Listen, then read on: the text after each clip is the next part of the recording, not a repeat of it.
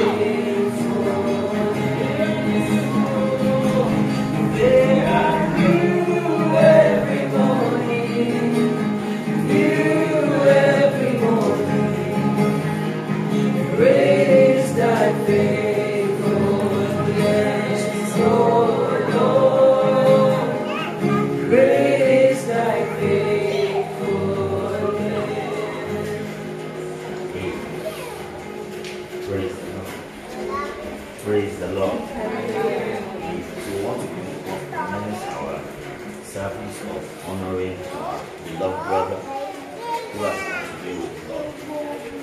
And the enemy has fought all the way for us not to be this. God has made it possible today to make him rest. And the Lord is assuring me that when he's rested, a lot of things are going to happen in the two families. And there will be restoration, there will be peace, and there will be good inheritance. After this activity of giving for rest, I am believing good things in the future. Because when he died, a month after, he had a visitation. And that's why I didn't play with Christy and family. The angel of God came to me through his face and said, please take watch over my family. So ever since then, some people may be asking, what? Translate? I think, who will translate? No. No. Okay, please. Let's pray.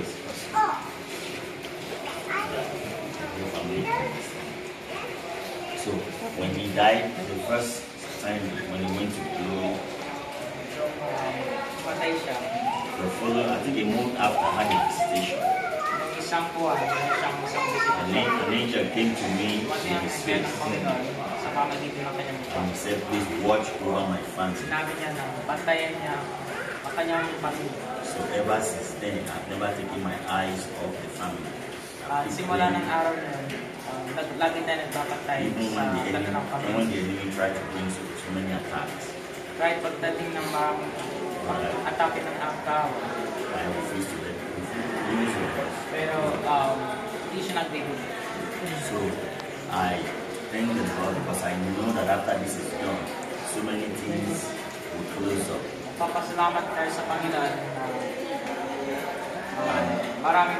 New things will open up. Jesus. So I'm just remembering the picture how he came to Revelation. Watch over my family.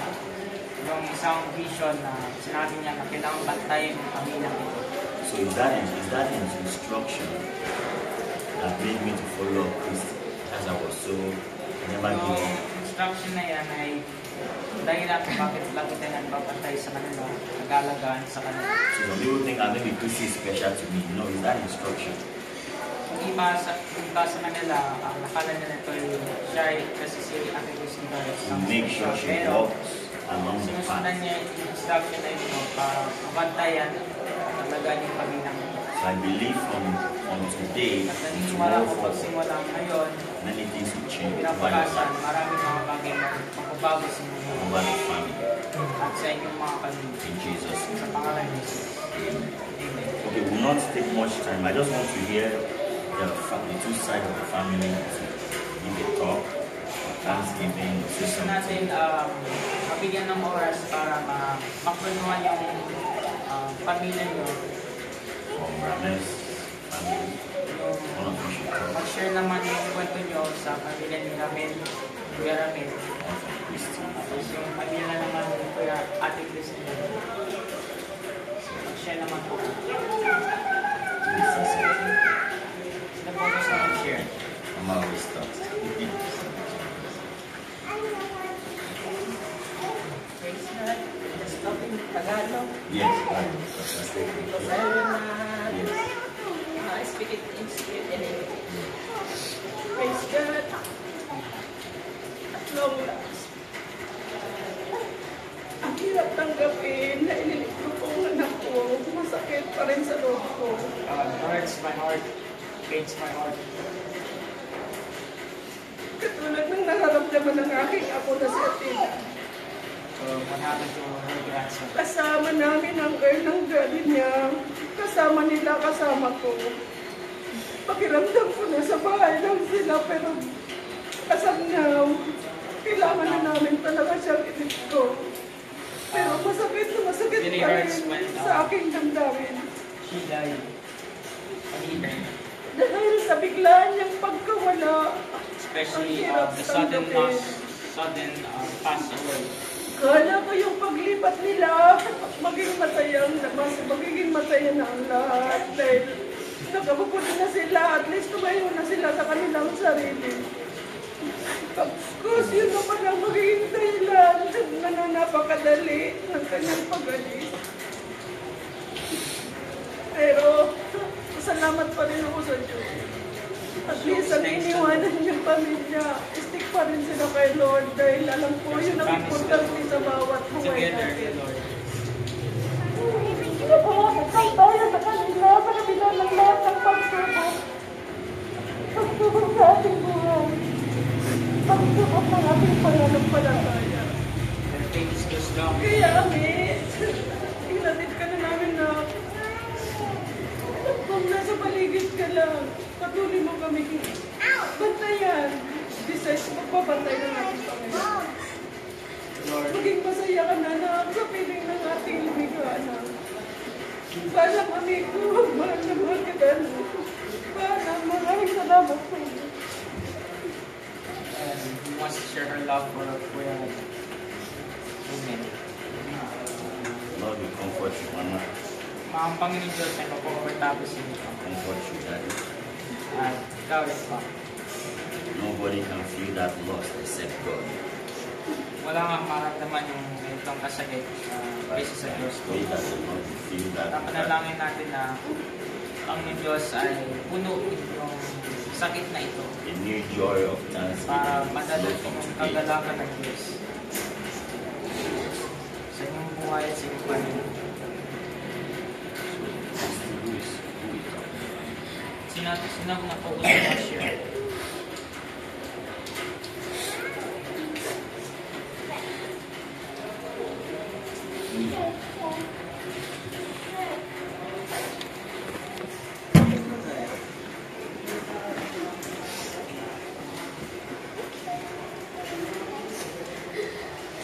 It's been 3 years already. Ito ay nakalipas ng 3 taon. Since my husband was in Lord. Mamatay. Pinasakas. But I still don't understand. Siya pa rin ay namakas. I don't understand why good people has to go. Hindi niya naintindihan bakit ganito naramdaman yung mga mabubuting tao. Why beautiful things has come to an end when it's just started. Bakit mas mga bagay nangyari sa mga mabubuting tao? But I can only thank the Lord for everything. So, gusto niya magpasalamat sa Panginoon para sa lahat. This past 3 years is a realization for me At yung kalipas ng 3 taon, ito ay isang paano para sa kanya. that God is the only source of our strength, Siya, ang Panginoon Diyos ay tunay na kalakasan para our sa atin. comfort, Ating comfort. and the provider of all. At siya ay nakabit natin pangailangan. Despite the loss of my husband, Kahit nawala ko ng kasama, the Lord never forget us. ang Panginoon hindi kailanman nakalimutan ang The kanyang the pamilya. Lord never leave us. Ang Panginoon hindi kailanman mabigo para sa kanila.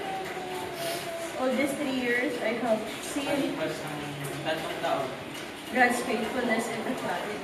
nakita yung katapatan ng Diyos sa kanilang pamilya. The God's goodness in our family.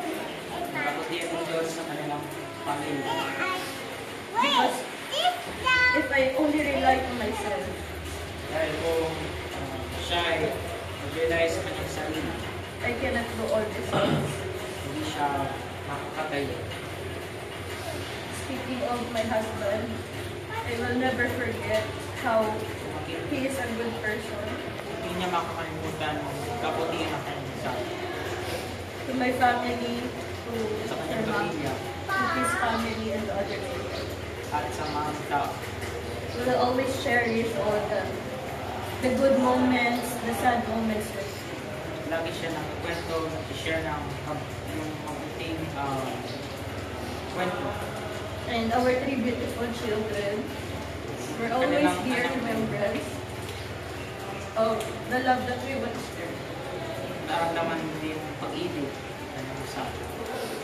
And I will be always grateful for the Lord At lagi silang magpapasalamat. that I have once met a person like him. Silang makakasama sa pag-asawa niya.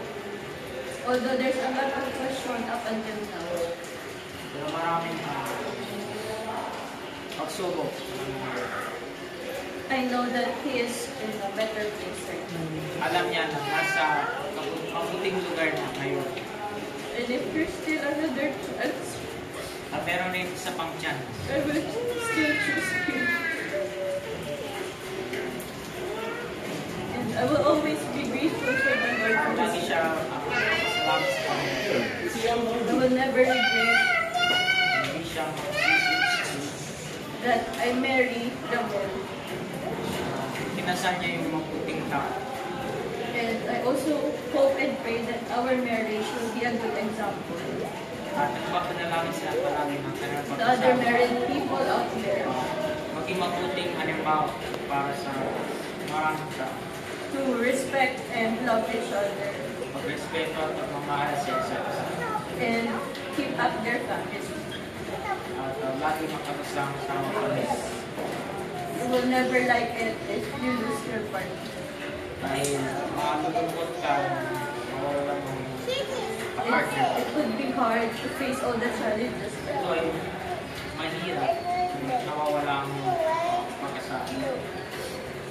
And I hope the life of my husband will remain a reminder to us Pero sana yung pagkawala niya ay maging isang paalala para sa ating that we believe the Lord, we serve the wala Lord, sa Panginoon. Tayo pa rin maglilingkod sa Panginoon. trust Jesus while we're still Tiwala here on tayo sa earth. Kristo habang tayo nandito. We all know that there is a time for everyone. Dahil merong oras rin ang sa bawat isa sa atin. And I hope that Sana if we will end in this earth, tayo matatapos, we are sure that we will go to heaven this earth. masisigurado tayo, punta tayo sa langit. Amen. God bless you, Sister Christy.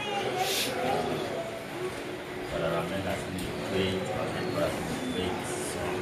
Siguro namin talagang He has done some things kapatiran na. that nobody in the church has been able to do tonight. Marami siyang ginawa na hindi kayang sinamang gawin sa simbahan niyo. Their hearts and lives. Dahil sa kanyang puso. So I really respect what his son Na-respektuhan natin yung ating kapatiran sa Panginoon. and I believe Sa nandito man tayo sa Panginoon. their soul to glory harvest. Hindi na binilit niya para sa Family will be with Jesus. ang pamilya ay matatagnan sa Panginoon. Is there another person who wants to say something Kung gusto na mag-share, before we? Yeah. bawat na nakinig sa ito. Sino po gusto na mag-share?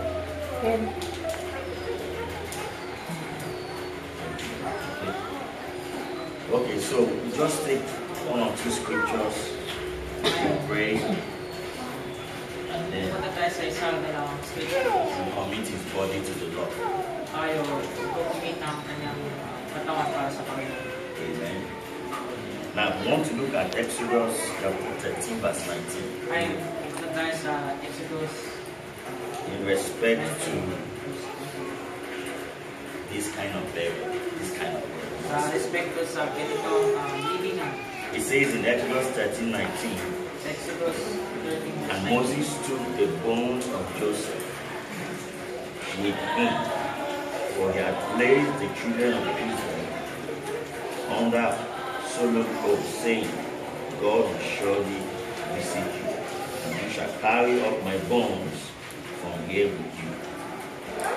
So Joseph was already there si Jose ay namatay in the land of captivity, sa lupa ng captivity. and they didn't bury him At hindi niya siya dinigyan. because he knows the significance of burial. yung kahalagahan ng paglibing ng isang tao. So they kept his bones, or we call today ashes, Nagtitipid sila ng kanyang for ashes. 400 years, Yung buto niya, not buried. na parang tawon. So no matter how long, according to our faith in Christ, Kahit gano'ng mahabang panahon, we must create a room for burial. kailangan tayo sa lugar para malibingan ng isang We tao. believe in burial, Naniniwala tayo sa paglibingan ng burying isang tao. rest soul Dahil ito ay bigay ng paghinga for sa the isang second coming of Christ. kamatay ng isang tao para matadating yung So pangalawang where pagbalik we ni bury Kristo. is very significant. Very significant. Merong kahalagaan sa isang lugar na inilibingan ng isang So tao. he is a child of God, born again. Kaya namin ay isang kapatiran na niniwala sa He Diyos. knew his faith when he Meron was siyang young. natapatan sa Diyos, meron din siyang Always pananampalataya sa Diyos. giving ideas. Pastor, you should do this. Lagi siya nagbibigay ng ideas Some niya. things I didn't know, Mga bagay hindi natin alam. Amel was able to Lagi siya nandyan para magkwento ng kanyang idea. remembrance. I remember the first outreach program we did. Alala pa rin natin yung unang outreach na ginawa We natin. have always been maybe 150 Noon, mga 100, mga Online. 50 lang And mga tao on-site. online, tsaka on-site. when Ramel came to the church the first time. Dumating siya And sa I'm not simbahan ng forgetting first to time. and we have not reached that, we have not break that mark. Hindi natin makakalimutan, pero hindi natin pa rin na We were able to reach 1,000, ako na 1,000. mark kasi. Pero first time, I said, Ramel, how did you do that? naka-reach tayo ng 1,000 ng mga tao ng outreach. So he had a great testimony, even though he still was short, his testimony is still living. Ang kanyang patutuwa ay mabuhay pa rin. And that's why we want to follow the scripture, it has to be rested. Kaya ngayon, ngayong araw, gusto natin sundin yung If pananakasunod. he is not buried, Kailangan it's siya not yet sundin rested, according to our faith. Like, now let me read it. So when they took the bones of Joseph, Sunod nila yung puto ni which Joseph. we call ashes today, Ngayon, sinatawag natin ng Joseph. I wonder what they used to preserve in the 400 years. The bones. Naaalala pa rin natin ano ang ginagawa nila para So to tell you how powerful Egypt was, how can you preserve a bone for 400 years? 400 years yan pa rin yung puto. Ganito kapangyarihan yung So look at what happened. bansa ng Look Egypt. at what happened. Joshua chapter 24, he carried his bone and buried. Joshua 24, Joshua 24, the bones of Joseph, which the children of Israel had brought up out of Egypt, they buried. Someone say buried. Nilibingan. Buried. Nilibingan. 400 years. 400 years. You would have said, let's forget him. 400 is not too long. 400 years. Why? 400 years. No. Hindi nila If nakalimutan. you read from Genesis to this Sa place, Genesis hanggang dito you sa have a culture of ito. burial, Meron silang kultura ng not paglibing. burning, burial. Hindi yung pagsunog, pero yung Either the bones or the arches must be buried. yung mga buto or aligabok, kailangan ilibingan. So Ito that's isang why I kultura. told them, no, wait for me, bury him. Kaya sinabi natin sa kanila na hintayin muna, ilibingan natin siya. It took long, but the Lord Kahit mahabang panahon, and look at pero it. ngayon, ginawa ng parang Diyos para In the plot of ground which Jacob had bought from the sons of Ham, the father of Shechem, for 100 pieces of silver, which became an inheritance of the children of Israel. So, when he was buried, an inheritance came. dumating ang inheritance. The secret of burial is that an inheritance will always come after. Lagi manadarating yung inheritance. As we are laying him Nagiging and performing the rites, an inheritance is coming to this family. kapag ginagawa natin yung friends nito, Everything that has been dadarating ang hanging inheritance is sa coming down after today. And 2025 2025, is going to be a great year for both families. Watch it. ito ay maging isang dakilang panahon para sa pamilyang ito. Because after Joseph was buried, Dahil nung naliliman si Joseph, inheritance was given. nabigyan ng inheritance. So all the tears you are fearing, Dahil yung this iyak, get ready. maganda po kayo. God is bringing inheritance. Madali niya, bigyan ng Diyos sa So inyo. weep no more. Huwag na po kayo He has malungkot. been in a better place. Nasa mabuting lugar na He's siya. in a better place. Nasa mabuting lugar na siya. So every one of us must go to that place. No Bawat matter isa sa the call. atin ay dapat pumunta doon. The thing Isang araw. is, when the call comes, will you be ready? Pero kung dadating yung panahon na yun, handa na po pa tayo. When the time comes, you will be ready for Christ. Kung dadating yung panahon na yun, handa na po tayo pumunta doon. So if Christ comes in the next 5 years, 10 years, Kung dadating many si of us will Yesu say that they are Cristo, sa susunod ng 5 years, 10 maybe years, the next 30 years, or some susunod of us ng will 30 their years, lives. So it means when Christ comes first, Ramel will rise first. kung dadating si Yesu Cristo, si Kuya We will see Ramel, Ramel first. mabubuhay muli. Because the Bible is dead in Christ that rise Dahil first. sinabi sa Biblia, yung mga namatay kay Cristo Then ay we that una, carry the mortal body will be changed. mamuhay. At saka tayo, mga namuhay, The dead ang has katawan ay a magbago. higher privilege. Yung mga namatay kay Cristo, mayroong pinakamataas So na don't be afraid of death. Huwag po tayo maging Be matakot sa afraid kamatayan. where you are going to be after death. Kasi makalala po tayo kung saan tayo pupunta I pagkatapos repeat ng again, kamatayan. don't be afraid of death. Huwag po tayo maging matakot sa kamatayan. Be afraid where you are going to be after. Pero makalala po tayo kung asan po tayo pupunta pagkatapos ng kamatayan. So I want all of us to rise. Sa lahat po ay makukuha. We're going to pray the general Tayo po prayer ang namin ng general prayer. as we commit him into the place where he will lay to rest. Sa pagtitingnan natin yung kay Kuya I want Ramel, us to begin to thank the Lord. lahat po tayo pasalamat sa Panginoon. Let's thank the Lord. Pasalamat po tayo sa Panginoon. We thank the Lord for life. Pasalamat po tayo sa We pamamahay. thank the Lord for the family of Pasalamat po tayo sa pamilya. We thank you, Lord, for the two Pasalamat po tayo families. sa pamilyang, mga pamilyang We give you glory, praise, and bibigyan tayo honor. ng kalwatian. We thank you, Father, for making today a possibility. Salamat po na ito ay maging posibilidad na mangyayari itong You said, after his laid to rest, inheritance will be given. Sinabi mo pagkatapos itong libingan, makakaroon ng Father, inheritance. confirm your word Confirm niyo po ang in the mighty name of sa Jesus. pangalan ni Jesus. We thank you for everything. Salamat po sa lahat, Panginoon. So, Heavenly Father, Mga Panginoon, as we go to the next step, pagpunta natin sa susunod na lay our brother to rest, Panginoon, para libingan si Kuya Ramel we Panginoon. demand a closure. Kami nag-demand ng pagkatapos A closure in the name of Jesus. pagkatapos sa pangalan ni Jesus. Let peace return to this family. Ang kapayapaan ay babalik ulit sa In the mga mighty pamilyang name of ito Jesus. sa pangalan ni Jesus. Ashes to ashes, dust to dust.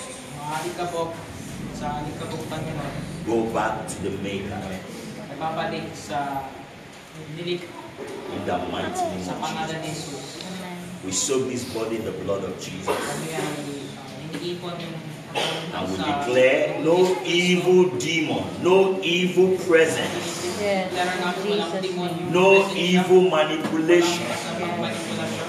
of the ashes of your son in the name of Alikabok ng Jesus. iyong anak, Panginoon, sa pangalan We ni Jesus. release the blood of Jesus. Hinihipon ito sa pamamagitan We ng seal dugo ni his, Kristo. his remains with the blood of Jesus. Kami hinihipon ito sa pamamagitan ng dugo ni Angels Kristo. of God guide his Ang remains Diyos ay protektahan yung till the day of alikabok na resurrection. ito hanggang magbalik ulit lahat Thank ng you, mga salita Father. ni Kristo. Thank you, Holy Salamat, Spirit. Panginoon, salamat. I bless the family today, Lord Pala Jesus. namin yung pamilyang ito sa Panginoon. I release the mercy of God upon their life, Holy Spirit. na The joy of the awa ng Lord, Diyos, the pain to go, and kasakit the na memory of wala, joy to return. at yung The pain to go and the memory of joy to memory ng return. kagalakan na mababalik In the name of sa Jesus. pangalan ni Jesus. The pain to go and the memory of joy to return. In the name of mababalik Jesus. sa pangalan ni Jesus. The pain to go and the memory of joy return. The pain to go and the memory of joy return. The pain to go, the regret to go, and the joy to come. The pain to go and the memory of joy to return. In Jesus' name.